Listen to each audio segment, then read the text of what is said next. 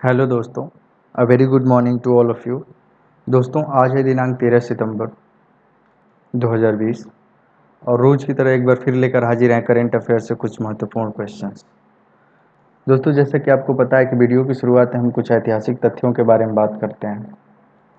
ये ऐतिहासिक तथ्य ऐसे होते हैं जो हमें प्रेरणा देते हैं, हमें शिक्षा देते हैं कि हमें अपने फ्यूचर में क्या करना चाहिए, हमें अपनी किन किन गलतियों से सीख लेनी चाहिए। तो दोस्तों, चलिए हम आपको बताते हैं कि आज के इतिहास में क्या अच्छा और क्या बुरा हुआ था। दोस्तों, आज की तारीख यानी 13 सितंबर में सन 2000 में भारत के जो विश्वनाथन आनंद हैं, उन्होंने शेनयान में पहला फ्रीडे शतरंज विश्व कप जीता था। आज का दूसरा ऐतिहासिक तथ्य है 13 सितंबर 2007 को नासा ने बृहस्पति से 3 गुना बड़े यानी बृहस्पति से 3 गुना बड़े ग्रह का पता लगाया था। दोस्तों, नासा का जो फुल फॉर्म होता है वो नेशनल एरोनॉटिक्स स्पेस एडमिनिस्ट्रेशन होता है। दोस्तों, आज के इतिहास में हम भारत के लिए कुछ बातें जान लेते हैं। दोस्तों, 13 सितंबर 2008 को दिल्ली में जो है 3 स्थानों पर 30 मिनट के अंतराल में एक के बाद एक 4 बम विस्फोट हुए थे, जिसमें लगभग 20 लोगों की मौत हुई थी और लगभग 100 से ज़्यादा लोग घायल हुए थे। दोस्तों, आज की तारीख में एक और घटना हुई थी 2009 में, जब इसरो का चंद्रमा पर बर्फ़ खोजने का जो अभियान है, जो इसरो और नासा दोनों का संयुक्त अभियान था, असफल हो गया था। दोस्तों, आज का जो ऐतिहासिक तथ्य है यही समाप्त होता है। हम बढ़ते हैं अपने पहले क्वेश्चन की तरफ, जो कि है ये कि इमर्जिंग स्टार्टअप इकोसिस्टम 2020 की लिस्ट में बेस्ट परफॉर्मर कौन सा राज्य रहा है। तो क्वेश्चन एक बार फिर सुन लीजिए। इमर्जिंग स्टार्टअप इकोसिस्टम 2020 की लिस्ट में परफॉर्मर बेस्ट परफॉर्मर, दोस्तों यहाँ बेस्ट परफॉर्मर लिखा है, बेस्ट परफॉर्मर कौन सा राज्य रहा। तो दोस्तों, इसमें आपका जो ऑप्शन सी है गुजरात, ये बिल्कुल राइट है। दोस्तों, ये आंकड़ा जो है DPIIT के द्वारा जारी किए गए हैं। दोस्तों, DPIIT का फुल फॉर्म है department of industrial policy and promotion. Sorry, ये पुराना नाम है, जो नया वाला नाम है the department for promotion of industry and international trade. और इसकी जो लिस्ट है इमर्जिंग स्टार्टअप इकोसिस्टम की, इस लिस्ट में जो बेस्ट परफॉर्मर रहा वो गुजरात रहा। दोस्तों दोस्तों ये बात राज्यों की हो गई, लेकिन जो अगर बात करें यूनियन टेरेटरी यानी केंद्र शासित प्रदेश, तो गुजरात और जो है अंडमान एंड निकोबार, वो दोनों बेस्ट परफॉर्मर, दोनों इक्वल रहे, दोनों को समान अंक मिले हैं। टॉप परफॉर्मर की अगर बात की जाए तो टॉप परफॉर्मर जो है वो कर्नाटका और केरल हैं। दोस्तों, ये जो DPIIT है, ये वाणिज्य एवं उद्योग मंत्रालय भारत सरकार के अधीन कार्य करता है। दोस्तों, इसकी स्थापना जो है 1995 में हुई थी और जो इसकी पुनर्स्थापना है वो 2000 में की गई थी। दोस्तों, इसी के साथ आगे बढ़ते हैं हम अपने अगले क्वेश्चन की तरफ, जो कि है कि या इंट्रा और अंतरा दोनों पूछ सकता है, इसलिए यहाँ दोनों लिखा हुआ है। इंट्रा अफगान शांति वार्ता इनमें से किस जगह संपन्न हुई। दोस्तों, आपका जो ऑप्शन इसमें डी है, यहाँ आपको दिख सकता है डी, दोहा, ये दोस्तों बिल्कुल राइट है। दोस्तों, इंट्रा और अफगान वार्ता अमेरिका और तालिबान के बीच 29 फरवरी को यानी 29 फरवरी 2020 को एक ऐतिहासिक समझौता है, जिससे जो युद्धग्रस्त से क्षेत्र हैं उनमें शांति फैलाई जा सके। दोस्तों, यहाँ बात आई है तालिबान की, तो तालिबान के बारे में हम कुछ बातें जान लेते हैं। दोस्तों, तालिबान या तालिबान जो है एक चरमपंथी संगठन है। चरमपंथी मतलब वो संगठन होता है जो अपनी कट्टरता के लिए जाना जाता है। तालिबान जो है पश्तो भाषा का शब्द है और इसका अर्थ है ज्ञानार्थी, यानी ऐसे छात्र तालिबान के भाग होते हैं जो इस्लामिक कट्टरपंथ विचारधारा के मार्गों पर यकीन करते हैं। दोस्तों, जो तालिबान की स्थापना हुई थी 10 अक्टूबर 1994 को गंधार अफगानिस्तान में हुई थी।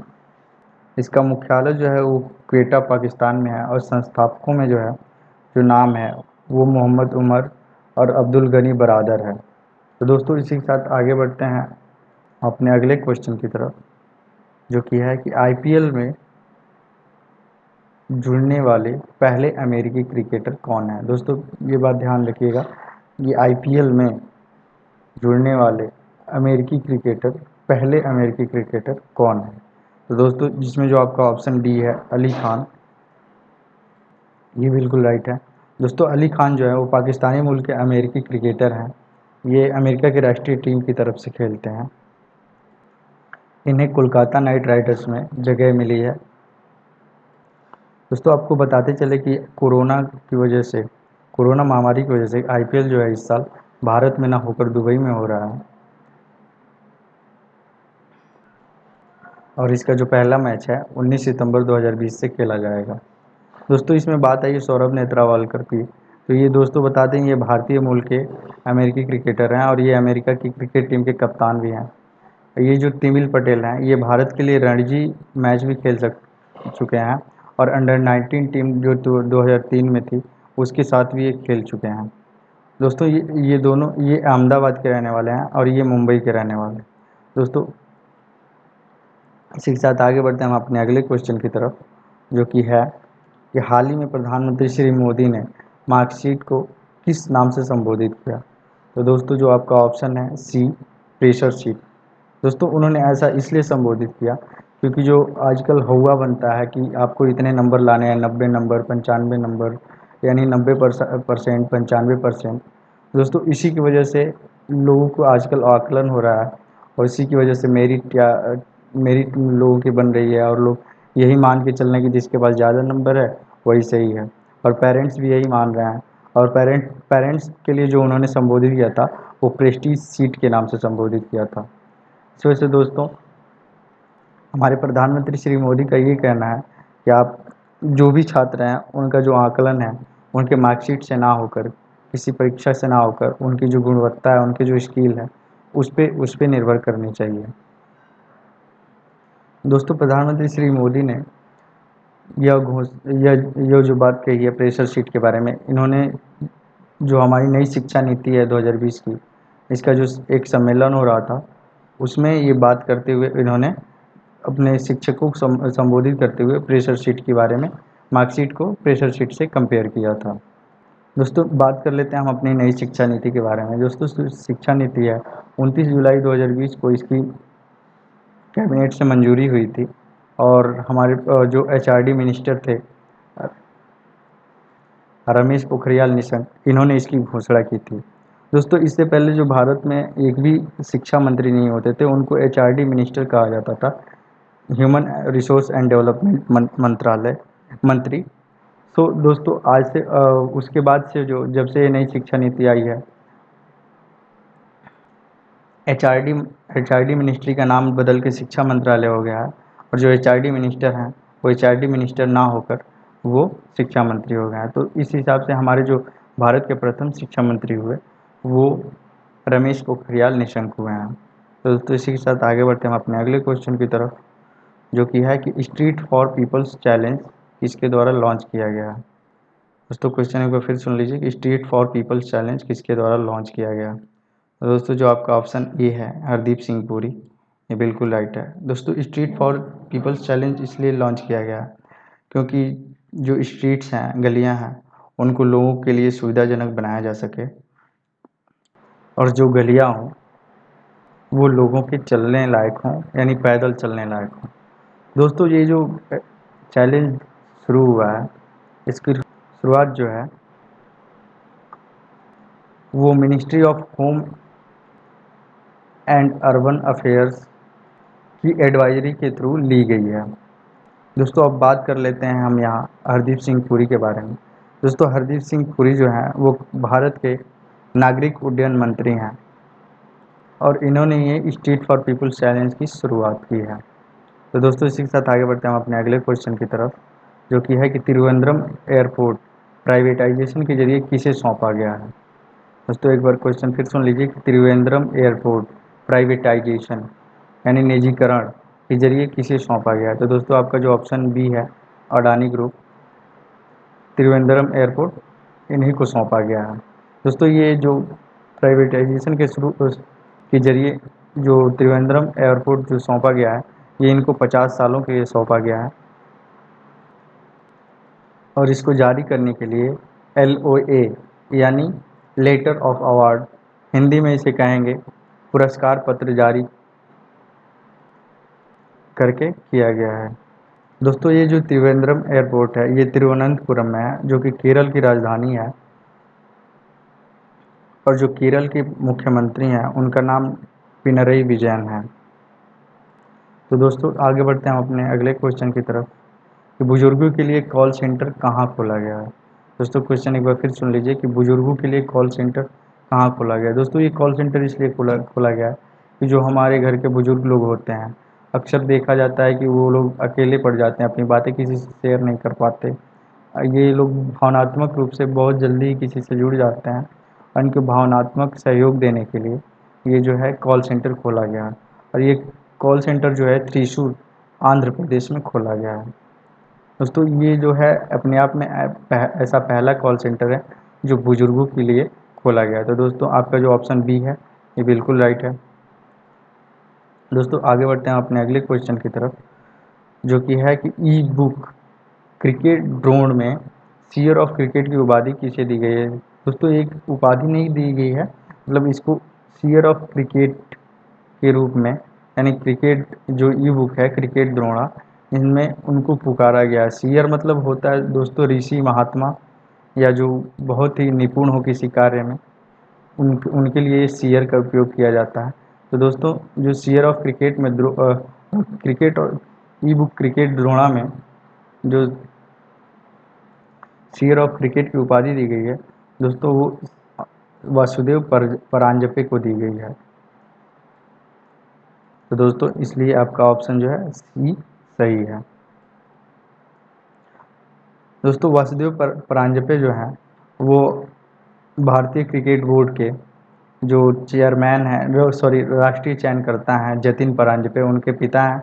और बहुत सारे क्रिकेटरों के ये जो है कोच रह चुके हैं, सचिन तेंदुलकर, सुनील गावस्कर इत्यादि के।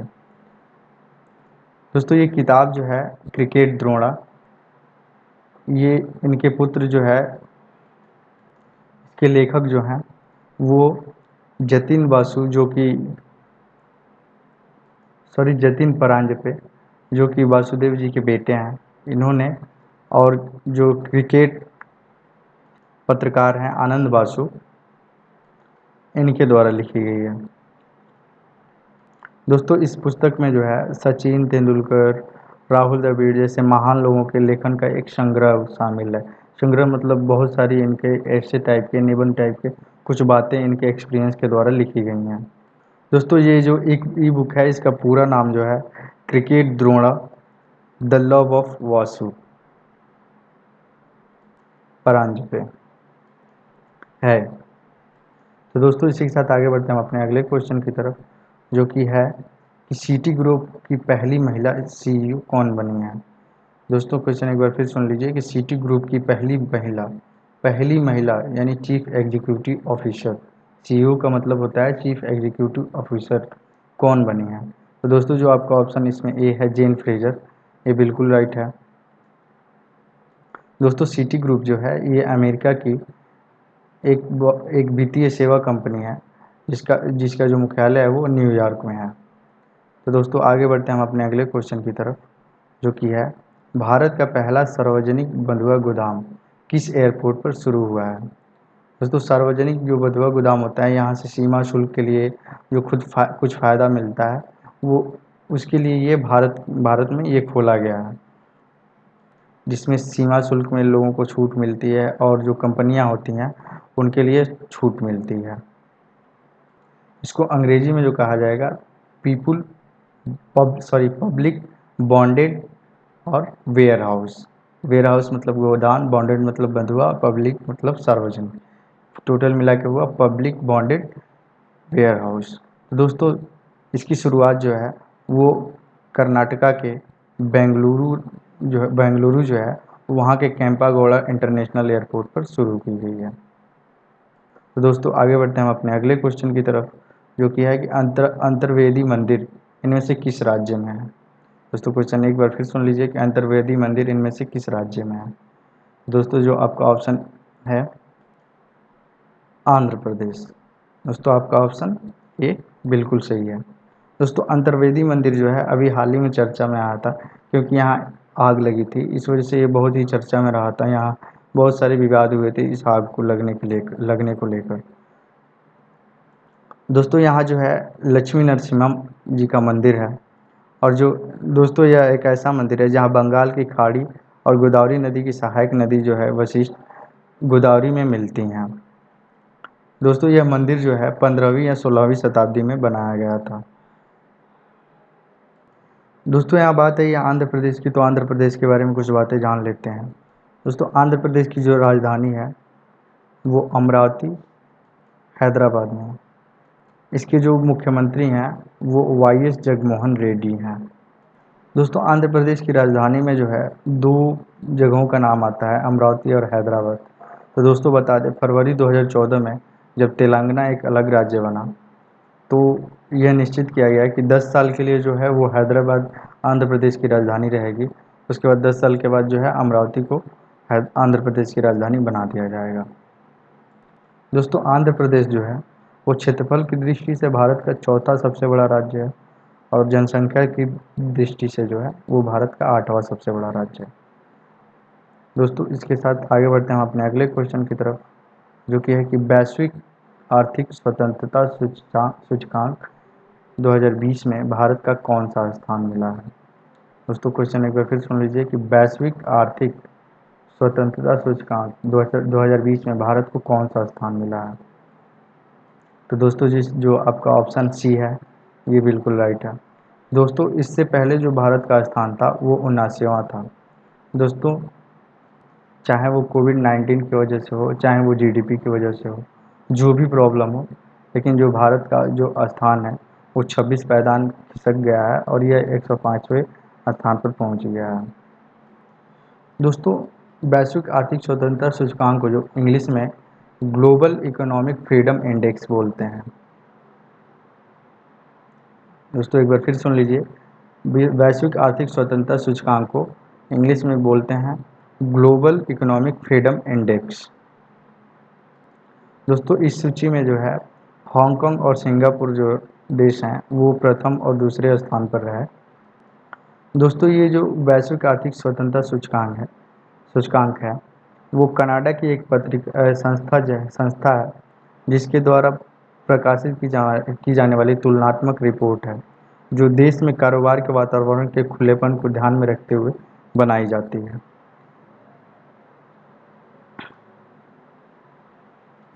दोस्तों जो इसके टॉप देश हैं यानी जो टॉप पर हैं पहले और दूसरे नंबर पर, 2018 में भी जो वैश्विक आर्थिक स्वतंत्रता सूचकांक 2018 जारी हुआ था उसमें भी हांगकांग और सिंगापुर ही पहले और दूसरे नंबर पर थे। तो दोस्तों इसी के साथ आज का जो हमारा क्वेश्चन का सीरीज है यही समाप्त होता है। हम बढ़ते हैं अपने आज के विचार की तरफ, जो कि है कि आज का जो दर्द है वो कल की जीत होगा। यानी आज का दर्द कल की जीत है।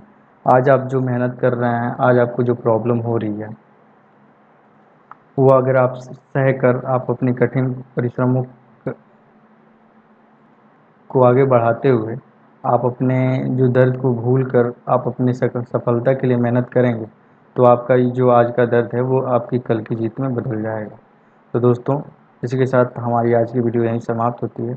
अगर आपको ये वीडियो अच्छी लगी हो तो लाइक शेयर और सब्सक्राइब ज़रूर करें और कमेंट करके हमें बताएं कि आपको ये वीडियो कैसी लगी। और कुछ भी इम्प्रूवमेंट की ज़रूरत हो तो हमें कमेंट के ज़रिए बता सकते हैं। धन्यवाद।